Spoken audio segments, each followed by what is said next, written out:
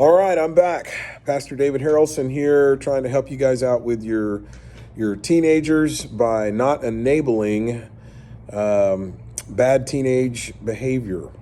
So just finished up part 2. Had a little extra time. I'm going to go ahead and do a quick part 3 here. We're going to cover power struggles. This is a big one because teenagers are good at this, and we need to understand that as parents, that we're at a little bit of a disadvantage when it comes to power struggles because this is something that they're very well equipped to deal with.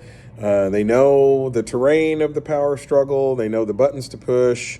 They know which guilt button to push, which anger button to push, and et cetera, et cetera. Maybe it's just an annoying button. They know how to be annoying until they get their way.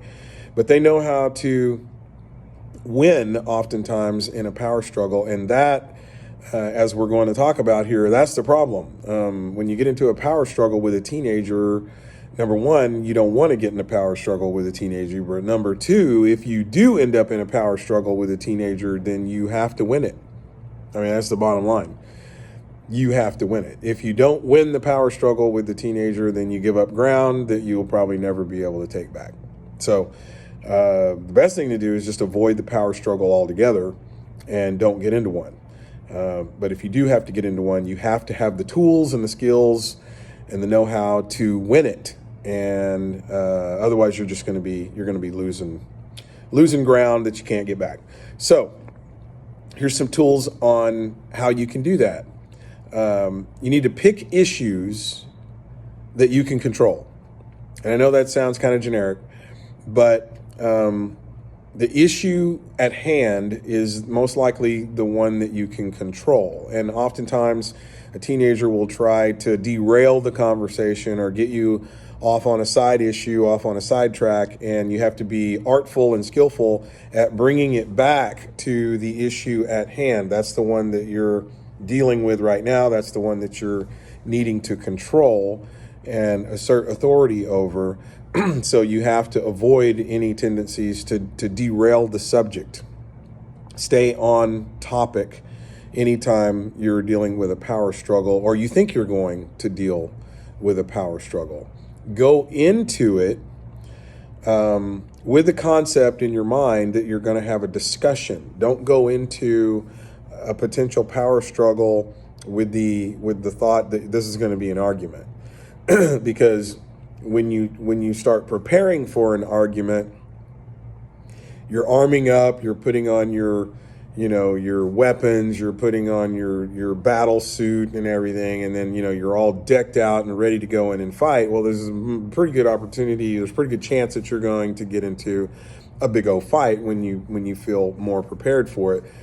Go into the potential power struggle with the idea that this is going to be a discussion, and contain your emotions and contain your mouth and your words in such a way that it ends up being a discussion and not an argument.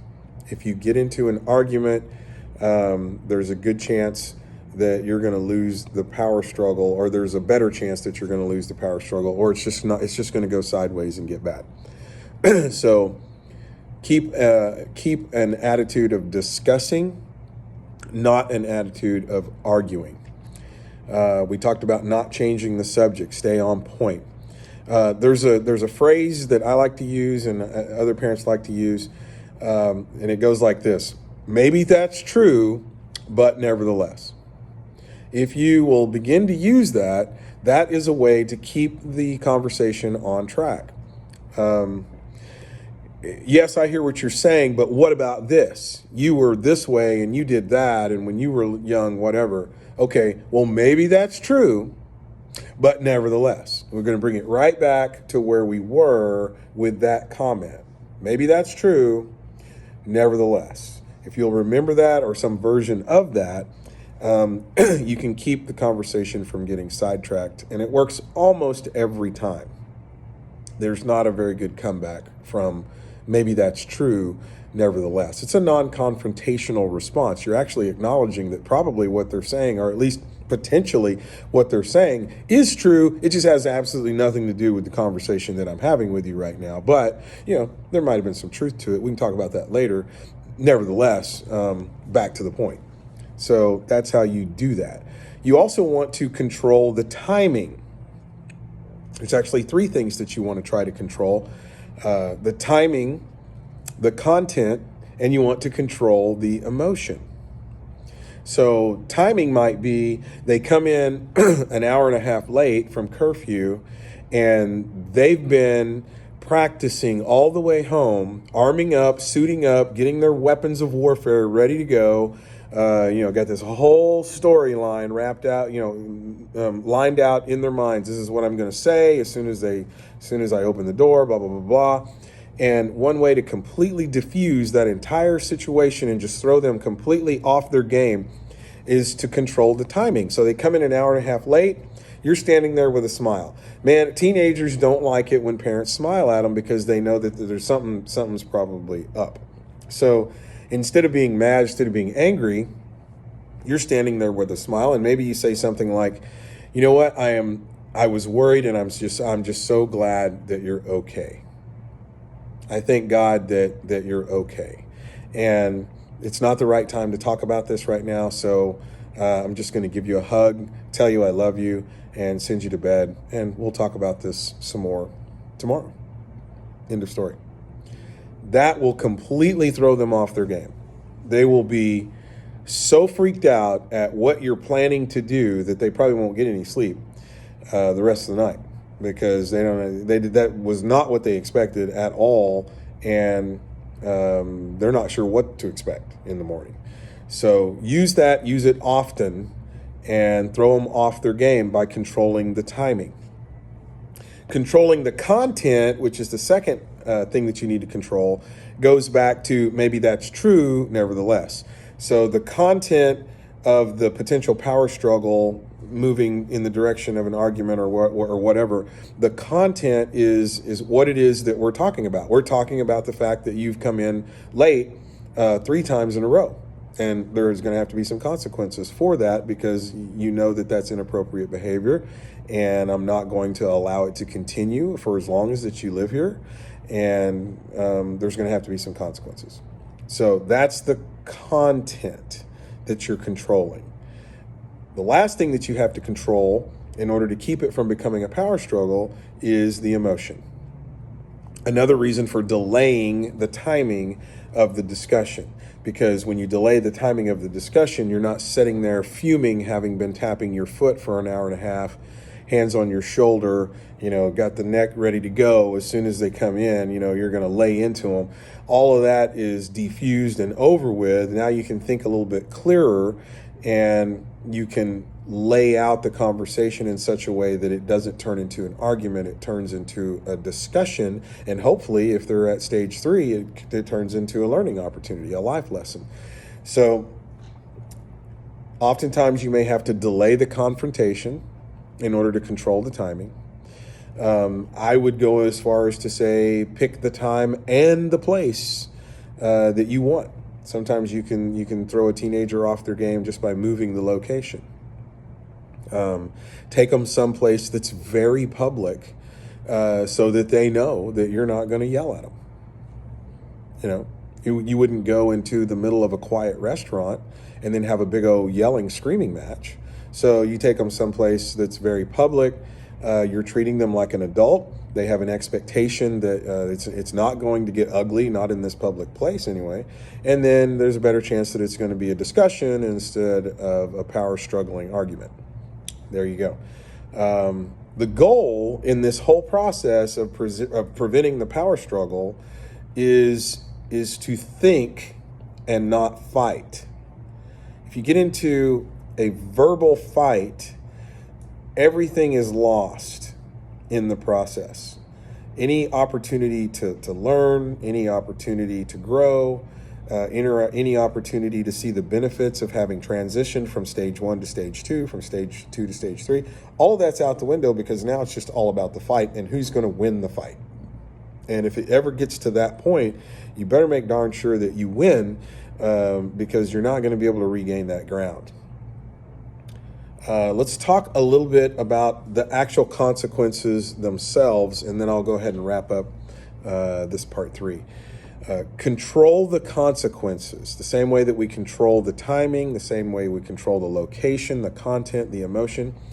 Also, control the consequences. Now, this is most important for teens that are in stage 1. We talked about stage 1. That's the fit throwing, the arguing, everything's a problem, I'm not going to cooperate, blah, blah, blah, blah.